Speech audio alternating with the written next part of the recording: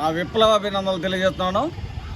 మరి రేపు జరగబోతున్నటువంటి సార్వత్రిక ఎన్నికల నేపథ్యంలో ఈ రాష్ట్రంలో మరి మద్యం అయితేనేమి, డబ్బులైతేనేమి, మరి విపరీతంగా పోలీసుల భయం లేకుండా, ఎన్నికల కమిషనర్ భయం లేకుండా యథేచ్ఛగా మరి ఎవరికి ఇష్టం వచ్చినట్టు వారు ఎలా పంచుకుంటున్నారో, ఎలా ఓట్లను కొంటున్నారో మరి చోద్యం చూస్తున్నటువంటి పోలీసులు, ఎన్నికల అధికారి మనం ఏమనుకోవాలి? ఇప్పుడు ఒక వీడియో పెట్టడానికి ఈ వీడియోలో ఉన్నటువంటి ఆమె మమ్మల్ని మొరాయించింది, మా వీడియో పెట్టొద్దని. ఒక చోట డబ్బులు పంచేటప్పుడు ఏం జరుగుతుందంటే, తెలుగుదేశం పార్టీ వాళ్ళు మరి ఎన్ని వేలు ఉన్నాయి ఇవన్నీ, ఈ ఏరియా ఈ ఓట్లు మాయి, ఆ ఏరియా మీదని చెప్పి ఇల్లు వైసీపీ వాళ్ళు మాదనుకునే సమయంలో ఒక ఆవిడ వెళ్ళి తెలుగుదేశం పార్టీ వాళ్ళ దగ్గర డబ్బులు తీసుకున్న తర్వాత, మా ఇంట్లో 4 ఓట్లు ఉన్నాయి, మాకు కూడా ఇవ్వండి మీరు వైసీపీ వాళ్ళు అని అడగటం జరిగింది. ఈ నేపథ్యంలో వైసీపీ వాళ్ళు ఏమంటారంటే, మిమ్మల్ని తెలుగుదేశం వాళ్ళు కేటాయించారు కదమ్మా, ప్రత్యేకంగా మీరు తెలుగుదేశం పార్టీకి ఓట్లేస్తారంట కదా అని అడిగితే, కాదు మీరు డబ్బులు ఇస్తే వాళ్ళు డబ్బులు ఇస్తే మీకు 2 ఓట్లు వాళ్ళకు 2 ఓట్లు వేస్తామని అని మాట్లాడటం జరిగింది. అప్పుడు ఈ వైసీపీ ఆయన ఏమంటాడంటే, మీ ఇంట్లో 4 ఓట్లు ఉన్నాయి, అలాంటప్పుడు తెలుగుదేశం వాళ్ళ దగ్గర 2 ఓట్లకి మా దగ్గర 2 ఓట్లకి మీరు డబ్బులు తీసుకోవాలి కదా, వాళ్ళ దగ్గర 4 ఓట్లకి మా దగ్గరికి 4 ఓట్లకి ఎలా తీసుకుంటారు అని వాగ్వివాదం జరుగుతుంది. ఇదంతా వీడియోలో చూడొచ్చు. ఈ వీడియో అనివార్య కారణాల వల్ల మేము పెట్టలేకపోతున్నాం. అయితే నేటి బాలలే రేపటి పౌరులు అన్నట్టుగా అనేటటువంటి సామెత నినాదంతో ఈరోజు మన రాష్ట్రం విడిపోయి సుమారుగా 10 సంవత్సరాలు పైన అవుతుంది. రాష్ట్రం విడిపోయిన తర్వాత కేంద్ర ప్రభుత్వం ఎన్నో హామీలను ఇవ్వడం జరిగింది. ప్రత్యేక హోదా ఇస్తాం, మీకు అది ఇస్తాం, ఇది ఇస్తామని. ఒకసారి ముఖ్యమంత్రిగా మరి చంద్రబాబు నాయుడు అయిన తర్వాత ఇంకొకసారి ఇప్పుడు జగన్మోహన్ రెడ్డి ముఖ్యమంత్రిగా అయిపోవడం కూడా జరిగింది. ఇప్పుడు 10 సంవత్సరాలు అవుతుంటే ఈ రాష్ట్రానికి ప్రత్యేక హోదా కాదు, ఏమీ రాలా. ఈ రాష్ట్రంలో ప్రస్తుతానికి రాజధాని కూడా లేదు. ఈ రాష్ట్రంలో ఉన్నటువంటి యువత చదువుకొని ఉద్యోగాల కోసం వలసలు పోతున్నారు పక్క రాష్ట్రాలకి, అందరికీ తెలుసు. మరి కొద్దిగా పెద్ద పెద్ద చదువులు చదువుకోవడానికి కూడా వలసలు పోతున్నారు. మరి వలస పనులకు కూడా వలసలు పోతున్నారు. ఈ రాష్ట్రంలో ఒక ఫ్యాక్టరీ కానీ, ఒక కంపెనీ కానీ, మరి రాష్ట్ర పరిస్థితి అధోగతి పాలవుతుంది. ఎవరైనా సరే, జగన్మోహన్ రెడ్డి కానీ, చంద్రబాబు నాయుడు కానీ, పవన్ కళ్యాణ్ కానీ, వీళ్ళు ఎవరైనా సరే, ఇప్పుడు ఇంకొక ఆమె వచ్చింది శర్మిల అని, ఏం కానీ ఈ రాష్ట్రం పరిస్థితి ఏంది? ఈ రాష్ట్రంలో రాజధాని ఉందా? ఏమైనా కంపెనీలు వచ్చినాయా? మరి రాష్ట్రానికి ప్రత్యేక హోదా వచ్చిందా? ఇది కాదు కావాల్సింది. వీరికి ఎంతసేటికి పదవి వ్యామోహం, దాహం దాహం దాహం అంటున్నారు.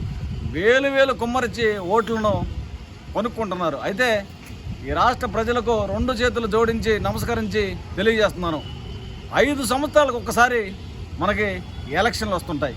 ఈ 5 సంవత్సరాలకు ఒక్కసారి వస్తే, ఒక్కసారి మనకి ఈ ఓటు అనే దాన్ని, ఆ రోజు బాబాసాహెబ్ డాక్టర్ బిఆర్ అంబేద్కర్ గారు ఎన్ని కష్టాలు పడి, ఎన్ని ఇబ్బందులు పడి, ఎంతమందితోటి ఫైట్ చేసి ఈ ఓటును మనకు చేసి పెట్టాడో మీ అందరికీ చాలాసార్లు నేను వీడియోల్లో చెప్పడం జరిగింది.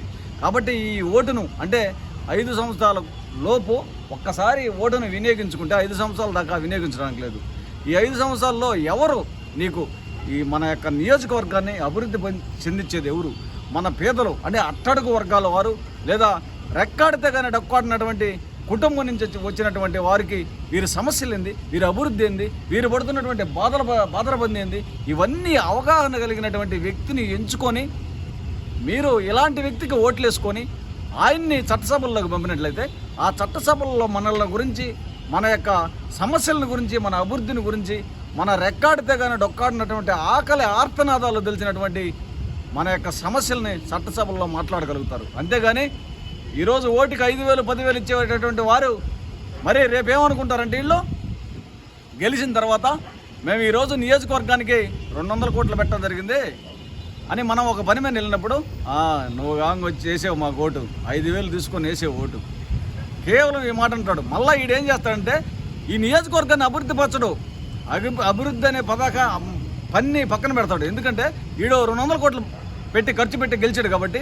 ఈ 200 కోట్లు సంపాదించుకోవడానికి ఈ తపన మీదే ఉంటాడు, కానీ ఈ నియోజకవర్గం అభివృద్ధి పని మీద ఉండడు. కాబట్టి ఏది ఏమైనా యువత మరి చదువుకున్నటువంటి వారు, ఈ రాష్ట్ర ప్రజలందరూ మేల్కోవాలి. అందరికీ తెలుసు, ఈరోజు ఓటర్లందరూ మరి మేధావులు, ఓటర్ మహాశీలందరూ, ఈ రాష్ట్ర ప్రజలందరూ గమనించుకోవాలి. ఈ ఓటును సద్వినియోగపరచుకోండి, ఓటును అమ్ముకోవద్దని మరి ఆంధ్రప్రదేశ్ రాష్ట్ర మాల మహానాడు తరపున తెలియజేస్తున్నాను.